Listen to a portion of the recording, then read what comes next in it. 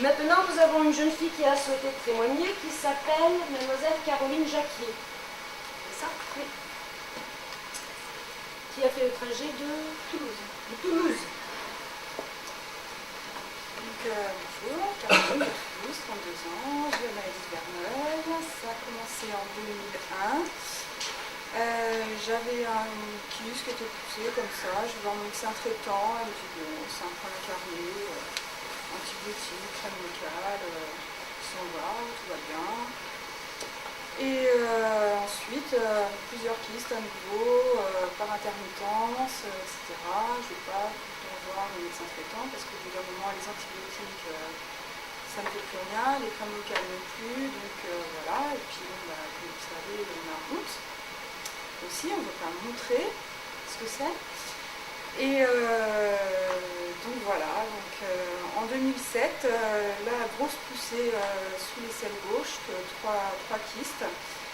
Je retourne voir mon médecin traitant et elle me dit bon, on va peut-être voir un chirurgien pour opérer localement, etc.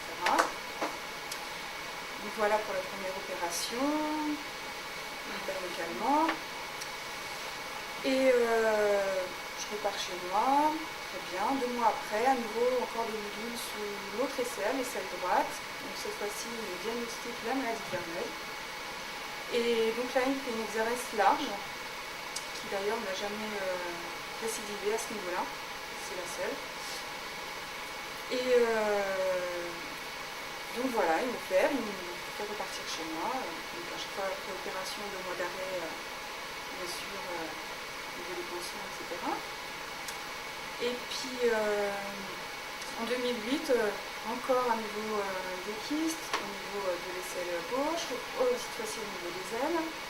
Je vais voir ma dermato, elle me dit il y a un protocole qui s'est mis en place, c'est du Robozinc, pourquoi pas rentrer dans ce protocole qui dure 6 mois. Les 3 premiers mois, on ne sait pas si on a pris le médicament ou pas, parce que c'est un protocole, donc c'est un test, donc il ne fallait pas qu'on sache. Et les 3 derniers mois, on était sûr d'avoir le Ribozinc. Et au bout de 5 mois, ça s'empirait. Donc j'ai commencé ce protocole avec 3 kystes, à l'aisselle, 2 au niveau des ailes. Au bout du 5e mois, j'en avais une douzaine. Donc je ne comprenais pas pourquoi ça s'était empiré et que ça ne marchait pas. Voilà. Je dis au dermatologue qui me fait suivre ce protocole que je dois arrêter, que c'est pas la peine, ça s'empire, je vois pas pourquoi je continuerai. Il me dit non, j'ai des résultats, continuez, c'est dommage, 1 mois avant la fin, bon. Je dis c'est vrai qu'à 1 mois avant la fin, on va continuer, on verra bien. Et au final, le dernier mois, il me dit non, je me suis aperçue qu'il n'y avait aucun résultat, au revoir. Voilà. Qu'est-ce qu'on fait maintenant? Je ne sais pas.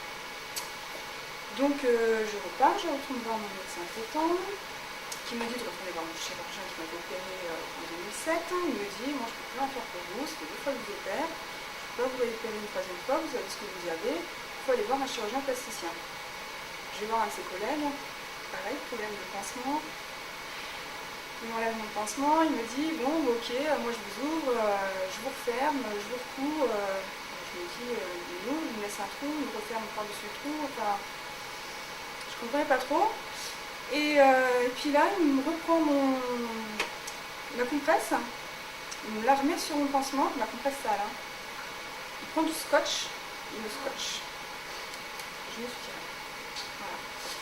J'ai été voir un autre chirurgien plastique dans un autre hôpital, et là, il me dit, bon, c'est une maladie Verneuil, il faut passer à la greffe. Moi, j'étais tellement infectée que je ne pouvais plus tenir. Donc, 2008, greffe, ok, je rentre à l'hôpital, il me dit, donc, on se pour 2 mois. Quand même. Et donc première opération pour nettoyer les chairs, enfin enlever les chairs, etc., pour bien enlever la peau, etc. Bon, après vient le moment de la toilette, comment on fait, on est au gant, au lit, vous avez un pas comme ça, les jambes comme ça, enfin voilà.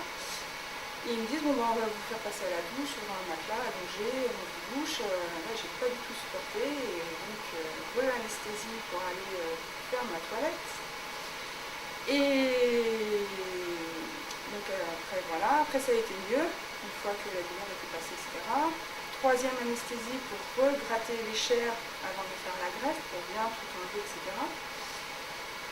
Et là, ça s'est très mal passé. Juste avant la greffe, j'avais un régime sans résidus, donc que des féculents, de la viande blanche, il ne fallait pas que j'aille aux toilettes. Du coup, ballonné, voilà. Au moment, j'avais envie d'aller aux toilettes, donc au bout de 3 semaines de régime comme ça, quand vous avez envie d'aller aux toilettes, même avec les laxatifs, ça ne sort pas. Donc, j'appelle les infirmières, une nuit, à 2h du matin, j'en pouvais plus, j'avais trop mal. Et elles me disent, bon ben, on va y aller, hein. Donc elles ont été chercher carrément à la main ce qui était à l'intérieur. Et là, je crois que j'ai révélé tout le service. J'ai oublié, j'ai pleuré, j'ai crié. Elles m'ont dit que c'était pire qu'un accouchement. J'ai pas d'enfant, donc je ne peux pas savoir. Et donc, je demande aux infirmières, je demande à la diététicienne qu'elle vienne pour qu'elle m'arrange un peu mon régime, que j'ai quand même quelques légumes, parce que les laxatifs ne marchent toujours pas. Donc, quand même que je retrouve un transit à peu près normal. Et donc, la diététicienne en parle à mon chirurgien. Non, hors de question. Non. Ensuite, arrive la greffe. Donc, 4e chirurgie. 4e anesthésie, tout ça en un mois, ça fait beaucoup. Et en fait, la greffe, on m'a prélevé la moitié de la cuisse pour l'aine et un petit bout comme ça pour l'aisselle. Donc, vous voyez, je ne suis pas comme ça, et à la limite, heureusement, parce que je ne sais pas, où est-ce qu'ils auraient pris de la peau, sinon. Et ce qui fait le plus mal dans une greffe, c'est pas la greffe en elle-même, c'est la peau prélevée. Parce qu'il vous scalpe et donc ça fait une énorme brûlure et c'est très très douloureux. Et petite anecdote, je suis sortie de la salle d'opération, salle de réveil, on m'a dit vous avez la pompe à morphine là, vous appuyez, j'ai appuyé. Merci. C'est bien quand on a mal. Retour en chambre, vous appuyez si vous avez mal. Toute la nuit, l'infirmière passait 2 heures pour voir si tout va bien. Toute la nuit. Je me disais c'est normal. C'est une greffe, c'est une opération lourde, que j'ai autant mal, c'est normal. Et en fait, le lendemain matin, les infirmières viennent me changer les draps et trouvent derrière mon oreiller la pompe à morphine qui n'était pas branchée. Voilà. Donc, grosse souffrance pour la nuit, pour rien. Petits aléas de la médecine, moi j'en ai eu beaucoup, donc je commençais un peu à saturer. Et voilà, on fait cesser quand même d'avoir passé une nuit avec cette douleur sans morphine. Et donc ensuite, je suis rentrée chez moi, j'ai dû rester plus longtemps, mais j'ai voulu rentrer chez moi parce que ça s'est très mal passé avec le chirurgien. Il m'avait dit après la greffe, surtout vous restez alité pendant 5 jours, vous avez mis des agrafes, il faut que la peau prenne bien, vous allez avoir des brumisateurs, il faut que ça prenne bien, etc. 2 jours après la greffe, ils vont me voir dans ma chambre. Et je lui dis, vous êtes sûr qu'après, au bout de 5 jours, je pourrais me lever quand même, parce que moi, ça me paraît, la douleur et tout, les pansements, etc., ça me paraissait un peu bizarre. Et il rigole, il me dit, mais allez-y, levez-vous. Donc, c'est un peu foutu de ma gueule, excusez-moi l'expression. J'ai très mal vécu, j'ai fait une dépression à cause de lui à l'hôpital, pas du tout à cause de la maladie, vraiment à cause du chirurgien. Et donc je suis rentrée chez moi, j'ai retrouvé mes petites infirmières habituelles parce que je pense qu'on a tous mes petites infirmières maintenant qui connaissent bien les pansements, etc. Et elles m'ont dit mais c'est bizarre parce que la peau avait commencé à reprendre le dessus et pourquoi ils vous ont fait une greffe au final. Donc je me suis dit bon, je sais pas, hein, c'est des médecins, je leur fais confiance, je pense qu'on est tous comme ça. Et donc voilà, au bout de 3 mois d'arrêt quand même, ça faut savoir, j'ai un patron très compréhensif, merci patron, parce qu'il y en a, c'est pas le cas, qui n'ont pas vu leur boulot, j'en connais. Donc moi j'ai cette chance-là. Et voilà, et puis il m'avait dit surtout, vous allez voir, la greffe c'est formidable, pas de récidive, c'est le seul traitement, voilà. À Noël, à nouveau des poussées, au niveau de la greffe. Voilà. Donc là je me dis, qu'est-ce que je fais? Combien de mois après Et donc j'ai été opérée en juillet 2008, début août 2008 la greffe, et donc en décembre j'avais un nouveau dépoussé. Et donc je retourne voir le médecin encore, antibiotiques, crème, malgré qu'on savait que ça allait pas marcher, mais bon, on a essayé. Et puis comme ça par intermittence, et puis un jour mon cousin m'appelle, qui fait des études de médecine, qui était en recherche à l'hôpital Necker, et il me dit moi j'ai entendu parler de la maladie éternelle dans l'hôpital Necker, il y a une spécialiste, Nassif. Donc voilà, lors d'un séjour chez mes cousins à Paris, j'ai rencontré un Nassif. Et donc on a commencé le traitement en janvier, fin janvier. Voilà, donc le traitement qu'elle vous a décrit tout à l'heure, intraveineuse, etc. Alors le cathéter central, c'était pas mal du tout, anesthésie locale. On sent rien du tout, la ponction pareil, parce qu'il y a une ponction de nodules. On ne sent rien du tout non plus, c'est la première fois dans cette maladie que je sentais rien. Et puis surtout le docteur Nassif, quand vous arrivez chez elle et que votre cerveau commence à bouillir de questions, et le docteur Nassif arrive et vous dit c'est ça, c'est ça, c'est ça, c'est ça, c'est ça. En tout cas, j'ai pas sorti une seule question parce qu'elle avait répondu à toute une question que je me pose une. Donc, et c'est la première fois que je me sors chez un médecin avec le sourire. Voilà, ça fait du bien. Et depuis fin janvier jusqu'à mi-mai, donc le fameux traitement d'antibiotiques. Et depuis mi-mai, je suis en rémission.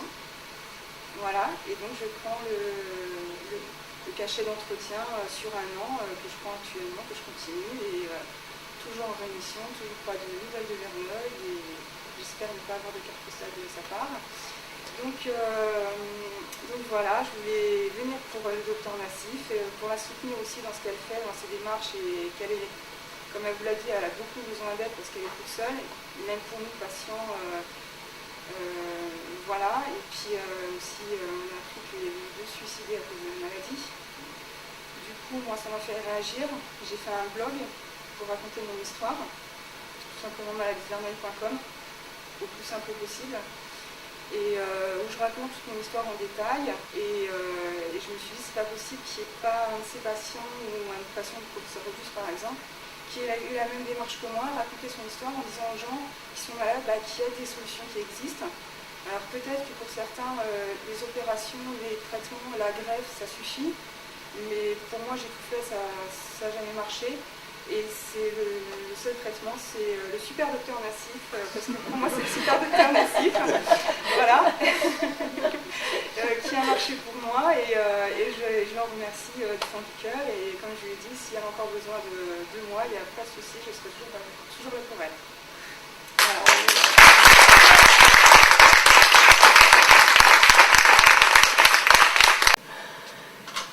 Je m'appelle Sylvie, j'ai 37 ans et j'habite à Tourcoing.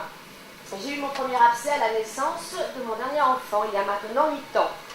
Un gros bouton sointant au niveau de l'aisselle droite, m'empêchant de nourrir mon bébé par peur de contamination. Il s'agissait, d'après le médecin, d'un poil incarné suite à un rasage trop agressif. Seulement quelques mois plus tard, le bouton était toujours là. Et un autre apparaissait au bord des grandes lèvres. C'était moche, douloureux et ça coulait. J'ai mis un stérilet après mon accouchement et avec ces boutons salaces, je n'osais pas retourner chez le gynécologue pour lui faire voir ses horreurs. J'ai attendu bien longtemps avant d'y retourner. Les kystes augmentaient, j'en avais sous les 2 bras et aux 2 plis inguinaux. Ça faisait des creux et des bosses, des tas de foyers les uns à côté des autres. J'ai vu plusieurs médecins qui me donnaient des produits locaux avec une cure d'antibiotiques pendant les grosses poussées qui me faisait énormément souffrir. Un œuf rouge me poussait sous le bras, brûlant jusqu'à l'éclosion, où un jus verdâtre, malodorant, vraiment très malodorant, sortait, me libérait ainsi de mes souffrances.